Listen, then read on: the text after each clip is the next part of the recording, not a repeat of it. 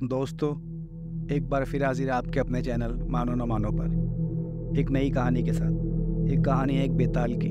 कहानी शुरू करने से पहले हम ये जान लेते हैं बेताल होते क्या हैं। बेताल पिशाचों में सबसे ज़्यादा शक्तिशाली पिशाच को माना जाता है।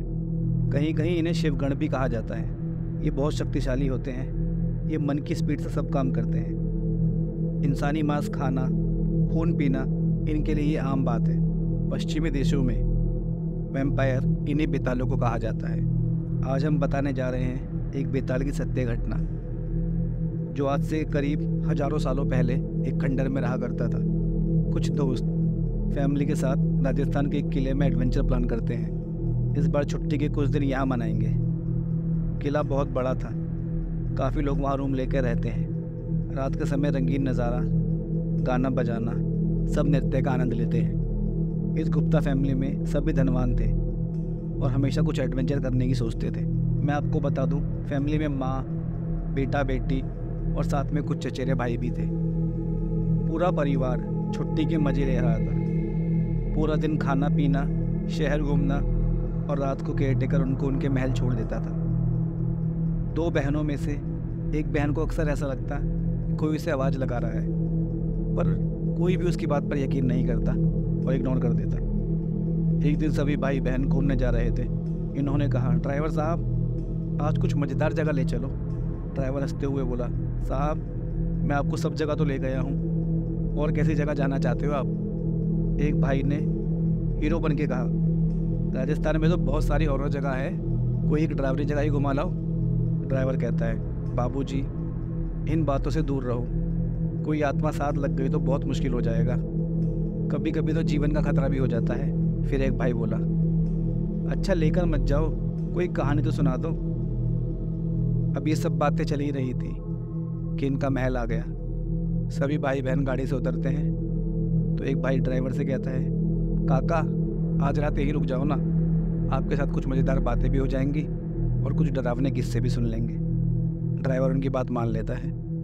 अब ये सब लोग मिलकर खाना खाते हैं और ड्राइवर काका को लेकर छत पर चले जाते हैं।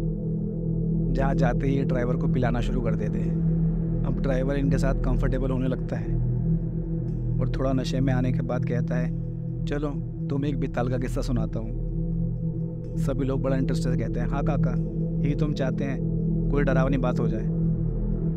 ड्राइवर कहता है, एक बेताल के बारे में बताता हूँ जो इसी महल में रहता था जहाँ आप लोग ठहरे हैं। ये सब मजाक में ले रहे थे।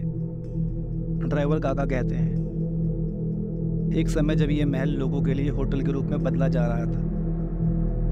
एक कमरा जो नीचे जाकर था, वहाँ जो भी काम करने जाता चिल्लाता या भागता या जलकर मर जाता, उसके चिल्लाने की गूंज पूरी हवेली में सुनाई देती। ये सब बातें सुनकर भाई लोग तो हंसने लगे, लेकिन साथ की लड़कियां डरने लगी। तभी भाई कहने लगे, अरे नशे में हो गए हैं, कुछ भी कह रहे हैं, चिंता मत करो, सब ठीक है। अब जिस महल में ये लोग रह रहे थे वहाँ बाकी सब चीज़ें पुरानी ही थी, बस थोड़ा मॉडिफाई किया गया था ताकि राजा जैसे फील आए। लेकिन दीवार, दरवाजे वो सब ऐसे ही रहने दिए जैसा पहले थे। कुछ जगह जाने से इन्हें मना भी किया गया था।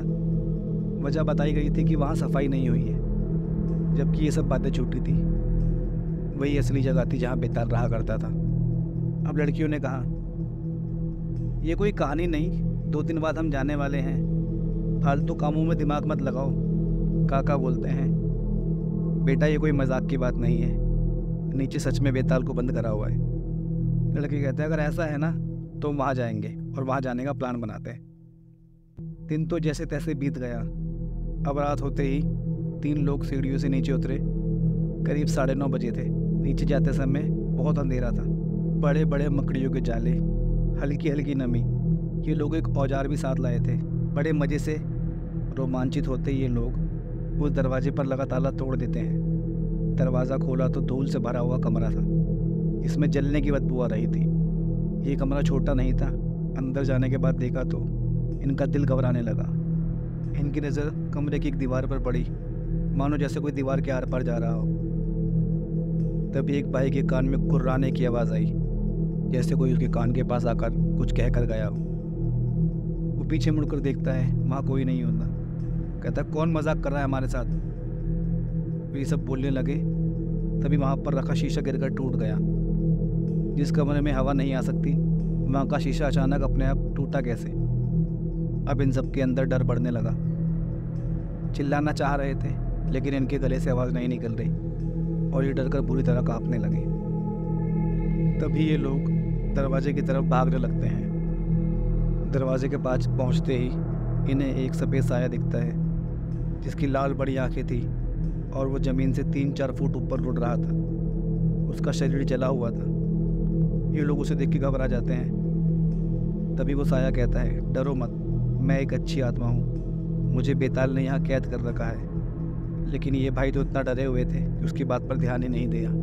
सब हाथ जोड़कर उसे कहते हैं, हमें जाने दो, हमें जाने दो, हम यहाँ कभी नहीं आएंगे। और वो साया भी गायब हो जाता है। उस साये के गायब होने के बाद जैसे ही दरवाजे के नज़दीक पहुँचते हैं, दरवाज़ा अचानक बंद हो जाता है। अब कमरे में डर का माहौल बन चुका था। चारों ओर बस चीखने और चिल्लाने की आवाज़ें आ रही थी। इन्हें कुछ समझ ही नहीं आ रहा था कि अब यहाँ से वापस कैसे निकलेंगे, क्योंकि किसी को ये भी नहीं पता था कि ये लोग नीचे तहखाने में आए हुए हैं।